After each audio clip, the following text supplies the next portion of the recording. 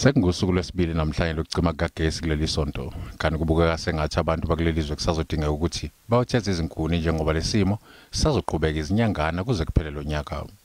iEskom ithi yenza konke okusemandleni ukulungisa iziphehlimandla zayo eziphazamisa ukuhlinzeka kukagesi kulelizwe.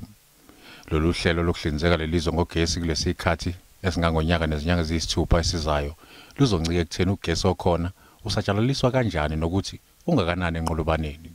Uma ukucima kukagesi okwenzeka kungazelele ebani kuholela ekutheni kulahleka ama-megawatts angu-13,000 kuyokwenza ukuthi uqale phansi ukucima kukagesi inyanga nenyanga kuze kungenwe esigabeni sesithathu sokucima kwawo okuyinto engenzeka kuze kube uNdasa wango-2022.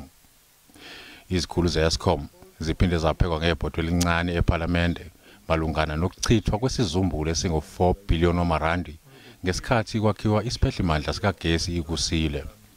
iEskom ithi uphiko olwaziwa nge-SIU ne-Asset Forfeiture Unit sebeyingxenye yabaphenyi bokusatshazwa kwemali ngenhloso yokuyibuyisa. Le nkampani ephakela ngogesi kulelizwe iphinde yakhononda ngokuthi ayisakwazi ukuzenzela imali ukuze ikwazi ukukhokhela izindleko ezidaleka uma iphakela lelizwe ngogesi. Ithi iNESA kufanele igunyaze ukuthi yenyuse imali kagesi ngamaphesenti angama-25 kepha kube yinani elizokwenyuka unyaka nonyaka njengoba isimo somnotho sitsheke kanjena. iEskom isezikweletini ezingaphezu kwa-450 billion randi.